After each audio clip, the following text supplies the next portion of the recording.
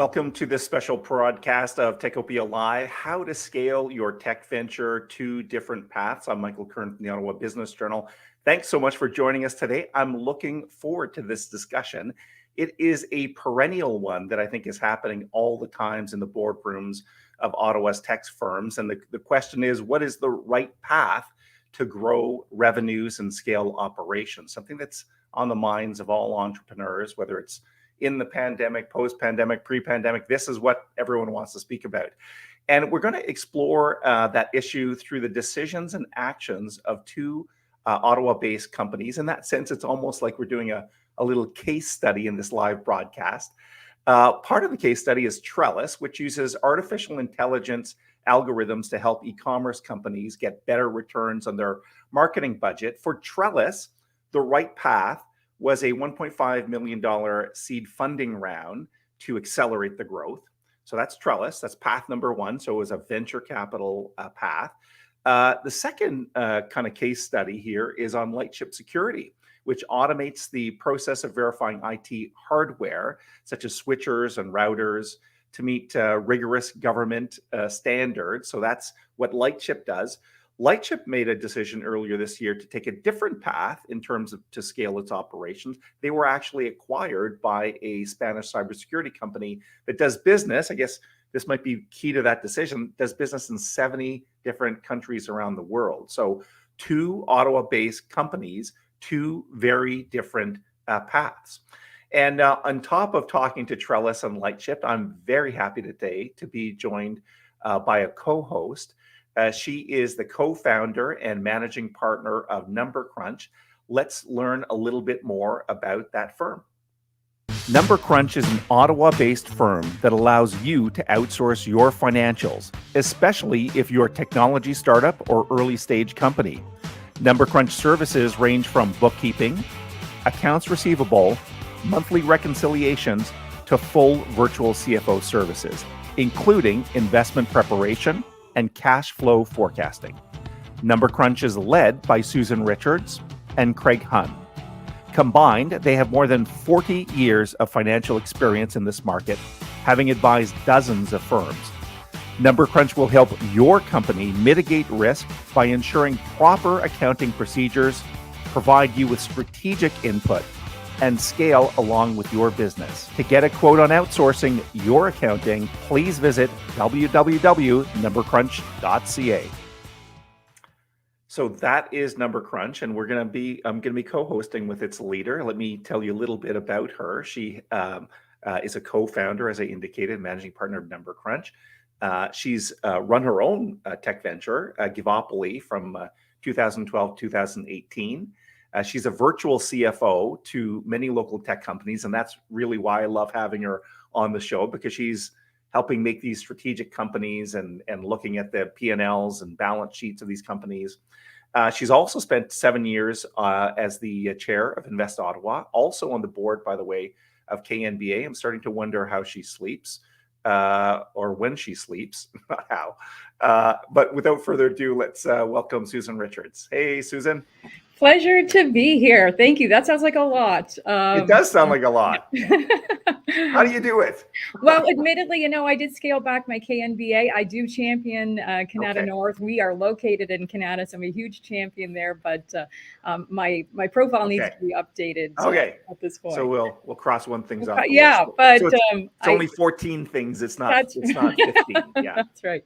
Yeah. Oh, what a relief, Susan. Yeah, you're being very very diligent here in 2022. Well, it's the accountant in me.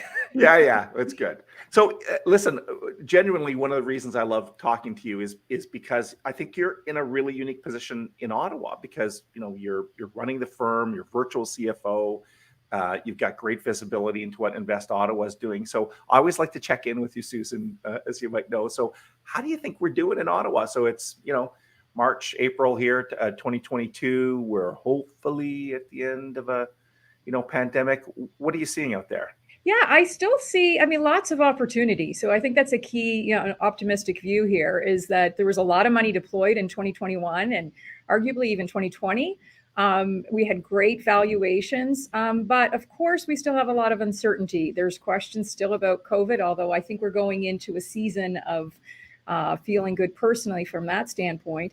But there's still questions about the future around that, and certainly with what's going on in the world from a global standpoint with the war in Ukraine.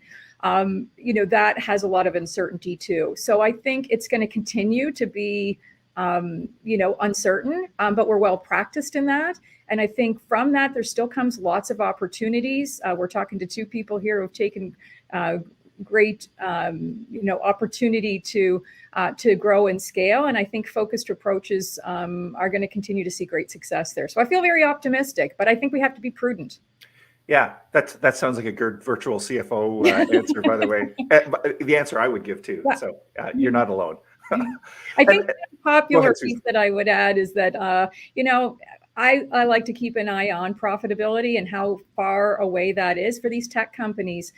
Growth is the number one target and objective in the near term. But we can never get too far away from getting either cash flow neutral or EBITDA positive in an uncertain market. So I think that tempers us in our ability and factors into some of these decisions about how you're going to scale. And what happens if you have a moment of uncertainty in the future? Who are you better off with down the road? Is it, a company who's acquired you that has all that infrastructure to already introduce you to the markets without having to build that internally? Or is it a funder, an investor who's interested in your space and is intending to be with you for the long haul? Those kinds of things are really key in a market like this. That's some great context. And we should acknowledge, these are very complex questions. That's why people need people like you, virtual CFOs and boards of directors. So, we're going to explore both these paths here for about 7 minutes or so. But I guess it's almost like that. You put the little asterisk. You should speak to your accounting professional before making any of these decisions. It's true. There are things to keep in mind. I think, doing a business model going out 3 to 5 years, we never know what we can predict, but you have to kind of build that case that can be what's that story and how does it look financially over a 3 to 5 year period? And then also, how ready are you for due diligence? What is the type of information that a potential investor or acquirer is going to be interested in? And can you even demonstrate that? And those, the front end and the back end, those two pieces are critical factors in making the right choice if you want to do a transaction this year, for example. Yeah. And I should point out we did a show on that several months back, so that is archived on the OBJ YouTube. So you should watch that one too, because before you make take any of the two paths that we're about to talk about here, you need to get ready, and that was the last show for sure. That's right. So we're going to divide today's show in kind of 3 key parts, and we'll bring the agenda here on screen. Path number 1, which will be the first part, is how to use venture capital to scale, and we'll be talking to one of our local companies. Path number 2 is how to scale through mergers and acquisitions, and then sometime around 12:25, 12:30, if you're watching this live, we'll be looking for some questions for the audience. So, Susan, why don't we make our first guest, our first case study. He is the co-founder and CEO of Trellis. Please welcome Fahim Sheikh. And here is Fahim. There he is. Hello. Hey, Michael. Hey, Susan. Welcome. Great to have you here, Fahim. And thank you. First of all, thanks for sharing. Right. So I appreciate that a lot of these decisions are very private. And that you're willing to step into public here and answer some of these questions. So, of course, we're talking about potentially venture capital scale. But Fahim, let's just get everybody acquainted with Trellis. So, give us an overview of Trellis. Sure, and thanks for having me, both Michael and Susan. Pleasure to be here. Trellis, we started Trellis back in 2019, and it's really an AI-powered demand generation platform, really geared at helping merchants that are selling on marketplaces like Amazon or Walmart, even having some of their products on Google Shopping, by driving more traffic, more eyeballs to their listing, and in really helping them grow their revenue in a profitable manner, right? So that's what we do, and we have a lot of automation and AI in our platform. and we have an awesome team here in Ottawa. So really excited to tell you more about Trellis. So, by the way, that sounds like the right idea at the right time. My gosh, right? Like the pandemic really is setting up. It's been unbelievable. I mean, I know a lot of people suffered through COVID, but for e-commerce, it's just been growing tenfold since COVID hit. So, knock on wood, it was a great time to start this venture, and we've just been seeing amazing month-over-month growth. So a great opportunity, right time. A few months back, Fahim, you and your co-founders, executive team, board of directors, financial advisors made a decision to take some venture capital in a seed round. Tell us about why you did that. That's a good question. And it's always a question on a lot of founders' minds is which direction should you take, right? And I was fortunate to have spent some time with a few local startups prior to starting Trellis. And these startups went more on the bootstrap approach where they had a product idea, but they were trying to bootstrap the development through taking on contracts. And I found in that approach, what happens is the team gets defocused. They get distracted. They end up spending a lot of time on trying to bring in the revenue to fund the development. And what happens because of that is you end up delaying your product market fit. And you kind of get spoiled in a way because you do have revenue coming in, and it takes away the pressure from the revenue that you really want is the revenue for the product that you're building, right? So I saw that in two startups. Many years went by; they never achieved product market fit, and the growth wasn't there on really the vision that they had at the beginning, right? So we took a much different approach, right? My co-founder and we decided to take on some venture capital. We saw again, because of COVID and how e-commerce was taking off, we saw an opportunity and a lot of white space in the market that we were in. And in order for us to sort of become dominant in that space, we needed the funds to accelerate our development, and we needed the funds to actually fuel some of the growth. And that's the reason why we took on venture capital. Fahim, that is an excellent response, in part because it's based on your experience and a lot of business savvy there. Susan, let's bring you back into the conversation. I mean, this is an experienced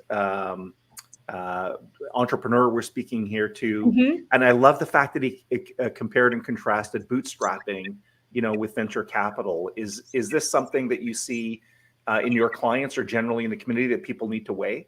Absolutely. I think sometimes the timing of when to bring somebody in, the early stage valuations, people want to kind of hold off longer and longer, and they try to bootstrap, but that can really take, as Fahim pointed out, it can really delay unfocus the team, and therefore delay the revenues, delay a clear understanding of the market. And from that point where you have the idea to where you can demonstrate product market fit, if that's too long in there, you may lose the excitement factor of potential investors as well. So you got to really hit when you can. Fahim was in a market that many institutions could understand and appreciate the opportunity in this pandemic. You don't have to know business to know that this is a great spot to be in. And he has a product that he's able to demonstrate can do the job. So now, sooner than later, others may not have that. Others may have an education that they have to get through. But in this situation, it definitely was a wise decision to be able to secure that money sooner. It's a gamble. Everything's a gamble. But it's, you don't launch a technology firm unless you're planning to go rocket ship. This is not for the faint of heart. There needs to be a big market, and there's risks you got to be willing to take. Yeah. This is really interesting because I think a lot of us would say you need to bootstrap, Fahim. You should maintain 100% of the equity, and you should just, keep on trucking forward. But what I heard from you and Susan there, that speed at this was like a critical factor. Like we can't we need to go now because the idea, the timing is right. So was speed part of that decision? Fahim, like we need the money now and we need to grow really quick. Absolutely, and I think it's just because of the market opportunity we had, right? And I think COVID obviously helped on that. But if we did not take this path, we would not be bringing in the kind of feature set and functionality that we needed to drive even more growth for Trellis, right? So we needed the money to hire more developers. We needed the money to bring in more sales resources and marketing resources and really capture the opportunity that was in front of us, right? And by bootstrapping or even being, more conservative, like we tend to be here in Canada, we didn't think that was the right approach, and we needed to be aggressive if we really want to dominate the space. And this was the time, and the opportunity was in front of us. So we either go big or go home, right? Yeah, it's such a good example. Thank you for sharing that, Fahim. By the way, we're going to put you on pause, Fahim, for a second here. We're not going to bid adieu. You're going to come back, but we want to go on to our second path and start taking a look at that. So, Susan, you'll stick with me. The second path, as we indicated, was scaling through mergers and acquisitions. We see this quite frequently. In fact, there's been a tremendous uptick, quite frankly, in M&A. As you know, Susan, Yep. partially driven by valuations. In some cases, Ottawa firms are the buyers. Sometimes they're the sellers. And we're gonna take an example in this case of someone who is a seller. So we're going to introduce now Jason Lawler, who is the president of Lightship Security. Welcome, Jason. Hi, Michael. Hi, Susan. Thanks for having me. Welcome. Yeah, thanks for being with us. We once again, we appreciate that you guys opening the kimono, as they say, and sharing some of the decisions that you made, Jason. So again, let's get to know Lightship before we get into the decision that was made. Tell us about Lightship. Sure. Well, unlike Fahid, we are actually a bootstrapped company. So we started about 6 years ago. We are a tech-enabled services business, so a slightly different structure than Fahid. We were able to generate service revenue out of the gate, which helped us to bootstrap. But over the years, we've grown this organization to almost 40 people. We're headquartered in Ottawa. We have operations in Austin, Texas, and Vancouver. We're a company that tests and verifies IT security products for some of the who's who in the industry. So we work with folks like Dell and Cisco and Fortinet and Microsoft, and we certify their products so that they can be deployed into government networks in a safe and secure way. That is really interesting. What a great opportunity. Just like Trellis, talking about cybersecurity is going to be so hot coming up. And Jason, I should indicate, you talked about growth already. I'm quite sure Lightship was on our fastest growing companies list. So you guys are experiencing all of this growth. And then a few months ago, you take a very different decision from Fahim, and that was a decision to be acquired. Can you share a little bit of the thought process in that? Yeah, sure. So I think we were certainly sort of at an inflection point. You're right. In both 2019 and 2021, we made the Ottawa's fastest growing companies list with primarily services revenue. But one of our key differentiators in the marketplace was our approach to building automation capabilities to do this kind of work in a faster, more efficient way, which is really net new in our industry. So we came to this inflection point and we said, look, we have to accelerate the product development here. We need a mechanism to build the technology faster so that we can scale the operation, so that we can expand geographically. Our services can be leveraged kind of worldwide. Most of our clients are in the US, probably about 80%, but we do have a growing client base in places like the UK, Australia, South Korea. And so, we came to this point where we said, how do we do this? And the options were, debt financing. We talked to BDC. We looked at other options, venture capital. But at the end of the day, we wanted to find a strategic partner that got what we were doing, that was aligned with our business, and that was going to fill some gaps for us, right? We had some holes in the portfolio. We had some gaps geographically, and by being acquired by A+ Laboratories. A+ is a publicly traded Spanish test, inspection, and certification company. We were acquired by their laboratories division in February, and it's really good alignment for us. It gives them a North American kind of foothold for these services, and it gives us immediate access to a European market that's burgeoning around cybersecurity certification of products. So really good fit. So I'm gonna read that back to you a little bit. So you were at an inflection point. I think I heard that there was a need for more automation. So that obviously requires a big investment in technology.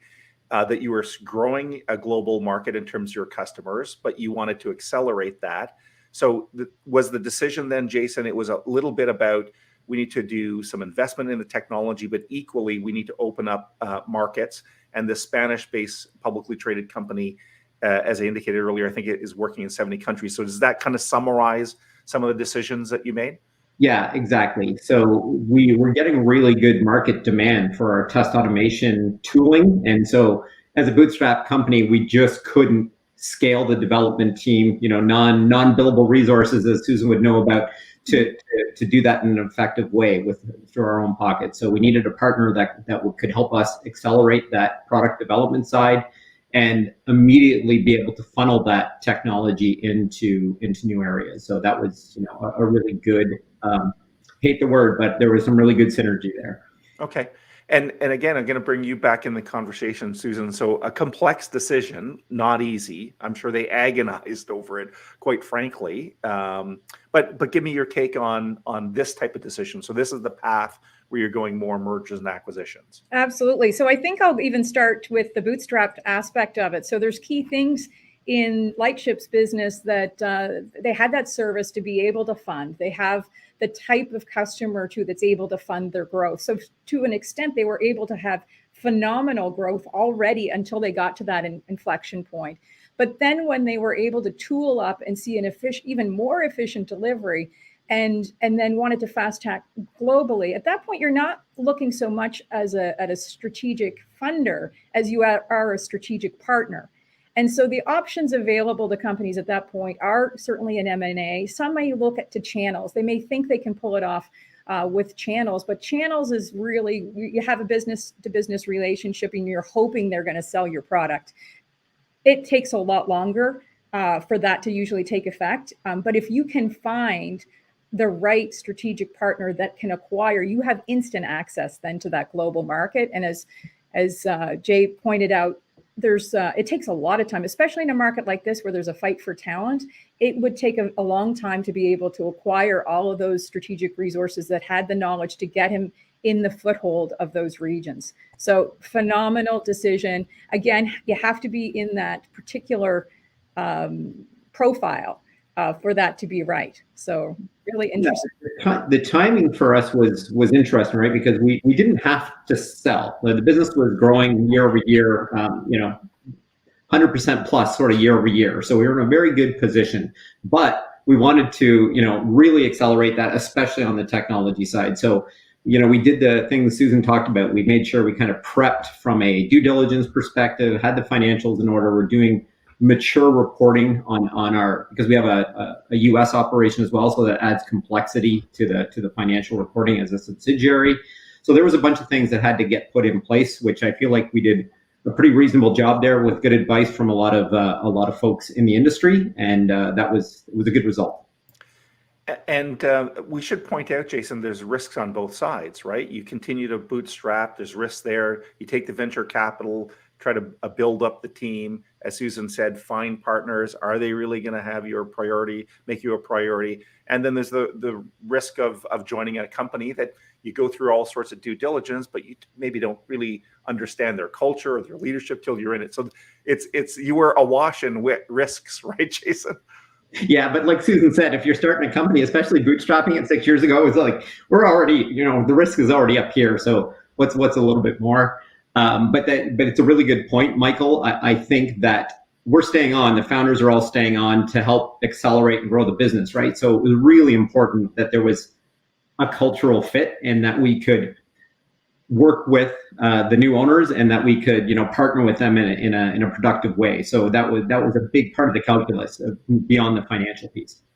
Okay, we're gonna shift to our Q&A. We're probably in the wrap up phase, but there's still more to come, so don't leave us. If you're watching live, you can pose a question on YouTube if you're logged in. So logged in, that is. So I'll be watching for that. But let's bring Fahim back on the screen as well. And maybe Fahim, I'll start with you. So, part of the things that co-founders struggle with when it comes to venture capital is giving up equity. What were your personal thoughts on that in terms of accepting the seed funding round? Yeah, we've never really worried about that too much. I think you're gonna have to give up. You're gonna have to give up equity whenever you raise funds, right? So I think it comes down to the numbers and the kind of valuations you're able to bring in. And if the numbers make sense, then absolutely and for us that's the way it was. We got a very decent valuation, and it just made a lot of sense to go ahead with the venture capital. And Susan, just your comment on that. So is the right way to approach that giving up equity that I can own a small part of a big part of a small pie, or a smaller part of a really big pie? Is that the calculus that founders need to think about? It is. And I think it's going from founder-led to mission-led. Once you start to get that traction, it really is time to remember that you had big dreams when you started this company. But it takes that shift from founder-led and what's the value to me and how much of the pie do I have, into mission-led, and that organization is an entity unto itself, and you're fueling it, and you have to trust that if it's successful, you are personally going to have lots of wealth. And it's been well demonstrated in our Ottawa market with the successful companies we have now to serve we have a lot of good money that's repopulating the angel community here too. So we're all quite aware that there's a lot of money to be made by sharing in a smaller piece of a bigger pie. Okay. And what's interesting with that answer is it requires the co-founders, as you just indicated, Susan, to shift their focus. And there's actually, I would suspect, an emotional part of that. So Jason, I want to come back to you because, one of the things that I think about when it comes to Lightship is that there is an emotional component to, are we ready? You start a venture, you pour your heart and soul and sometimes all your personal savings into it. And then, to sell the company to someone else, is that an emotional thing too, Jason? Yeah, 100% emotional. And in our case, we were a little bit unique in that way. There's 4 core co-founders, equal co-founders, which everyone told us at the outset we should not do. Bad idea alert. But it worked really well. And the important thing is to just have alignment on what, when do you want to sell, why do you want to sell, and what do you want to have happen post acquisition, right? So we spent a lot of time and energy figuring those things out prior to starting the engagement, and that paid huge dividends. Okay, we'll start the wrap up, Fahim, but I want to give you an opportunity just to kind of give a final thought on this. So let's say there's someone watching or listening to this, and they're 2-3 years, kind of like you were at Trellis, into a growth. You get this awesome market opportunity. It's the right time, right product, right service. What advice would you give them in the decision making process, Fahim? I think, and you touched a bit about an emotion, and I wanted to just mention something on that front. Having the VCs that you brought on, and you work with the VCs, is always there's a little sense of pressure there as well to deliver, and I think that pressure actually is positive.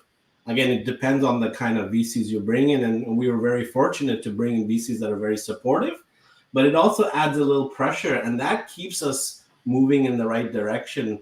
And I think if you can find the right partner to work with, I think it's always going to be a positive, and there'll be a lot of positive energy that keeps us moving in that, building on that vision. That's a really interesting point, Fahim. So it's kind of like having an executive coach or personal coach, like the trainer, right? Like there's already a lot of pressure in Trellis to perform, and I'm sure you're a self-driven guy, but sometimes the venture capital is just going to push you a little bit more. Exactly. But I mean, you want to vet the people that are investing. They should understand the space. You want some smart money at the table, right? Because they can open doors for you. as well as they have, you have that pressure at the back of your mind, making sure that we're taking the ship in the right direction. All right, and Jason, let's give you a final kind of wrap up word, and then Susan, we'll come back to you to put some context around all of this. So again, it was a giant decision for the owners of and board of Lightship to sell. If someone again is watching or listening to this, Jason, what advice would you give them in terms of that decision-making checklist that they're going through? Yeah, well, it's all about timing, right? It's revisiting that strategic vision. We were doing that we'd have strategy sessions every quarter and keep revisiting that goal. When are we going to do this, and keep course correcting. And the other piece I will say is, once you make that decision, stay focused on the business during due diligence. I mean, due diligence with a large publicly traded company goes on for a long time, and it's difficult, right? It's difficult to stay focused on the business, to continue to execute at the level you were, and go through all that process. So make sure you've kind of got your support mechanisms in place, and that be ready for a big distraction to the business. Love that point, because you could just get swallowed up by the entire process, and the fundamentals of the business are suffering, right, Jason? Exactly. Okay. Listen, Jason, Fahim, what a great way to share this knowledge, share your experiences. It takes a little bit of courage to step up into the public here and share things with this much transparency. So we're going to thank both of you. Susan, you're sticking around, but thanks, Jason. Thanks, Fahim. We really appreciate your involvement today. Thanks, Michael. Thanks, Susan. Appreciate it. Thank you, guys. Ooh, Susan, I love this. This is a great topic. I envy you and your job. Like, this is, you got front row seats to, wow, some interesting things. But any thoughts? Again, we've got a few minutes here to explore and unpack some of what we heard today. Two really, by the way, seasoned, savvy entrepreneurs, and we had the right people on the show today. But what are your thoughts? Yeah, you're right. They are, and they have that kind of mindset that they can objectively view things. I think that's a great plus. I think it comes down to timing and readiness. So we're pulling on that thread of ready that we discussed last time, but it's still very relevant, because when the timing presents, you want to be able to seize it. And the timing is both external, what's going on in the market, in the globe, from a funding opportunity standpoint, what's going on from a behavior standpoint. Like, I sold Giveuply in 2018, not knowing that there was a pandemic around the corner and the whole world was going to go e-commerce. So some things, you don't know. And then, but being ready at any given point. So sometimes people underestimate that readiness. Due diligence is a tough, as Jay pointed out, tough process to go if you're not ready. But if that's part of your regular hygiene, to have your files up to date and ready for any opportunity, then it can turn more fun. It can be, I think these two guys know how to have fun in business, and I think that's what we all kind of aspire to do. There's going to be lots more new opportunities presenting themselves to us throughout the year, I think, too. It's a plug for numbercrunch, but it's a necessary one here, because I get your point, right? That you have to be ready for various paths. So in this case, if they didn't have their books and their bank statements and their IP, even stuff like IP and that, Susan, like, all of this stuff has to be in order for co-founders to be able to make those decisions and not have some sort of accounting based or IP based thing screw up the process, right? Absolutely. And you don't have to hire us in order to do it. These are the types of things that businesses can do on their own. You can do it internally with whatever staff you're working with. However, if you are going from founder-led to mission-led, you're going to want to decentralize and focus on your zone of genius.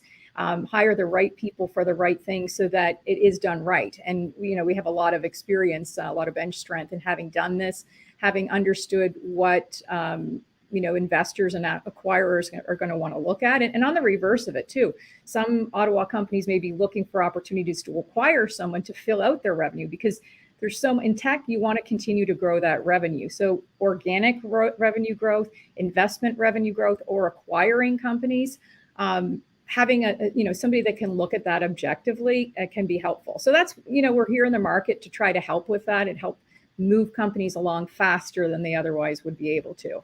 Cool. So listen, they don't have to hire numbercrunch, but we hope they do. So we're going to bring your contact. Yeah, we were going to bring your contact information on screen. Here's how people can contact Susan. There you go. There's a old-fashioned phone number. You can phone Susan, talk to her on the phone. Can. You can email her. Her inbox is probably like mine, out of control. Or you could go visit their website. By the way, your website has all sorts of useful blogs and helpful tips, Susan. So thank you. Yeah, we are trying to share, on LinkedIn, you can follow us too. We try to put out a lot of content that's just value add, just tips and tricks for founders with that to keep the finances in mind. A lot of it is just, so you have something to think about on that drive, in the shower, little snippets that we try to share freely. Yeah. In the shower. I like that one. That's where my best ideas come. Yeah. Well, it does. Yeah, sometimes. So listen, Susan, we're coming to the end of the show. So thank you for participating. You added that great expertise and context to the discussions we had with Fahim and Jason. So thank you very much for joining us today. Well, thank you for having me. It's always a great pleasure, Michael. Yeah. It was lots of fun too. So bye-bye. Yes. Okay. And before we do wrap things up for today, I do want to recognize several of the sponsors that line up and make this Techopia project possible. Here they are. Techopia is brought to you by many great sponsors, such as EY, building a better working world. Numbercrunch, offering virtual CFO services for SaaS companies. Pearlie Robertson Hill and McDougall, a leader in business and technology sector law. TD Bank, specialized programs for technology companies. The University of Ottawa Faculty of Engineering, creating the next generation of technical talent. Calian, innovative solutions delivered with integrity. Techopia is not only a podcast. We post new articles daily at obj.ca/Techopia. If you're on Facebook or Twitter, you can find Techopia at Techopia OTT. And if you're on YouTube, please subscribe and click the bell icon.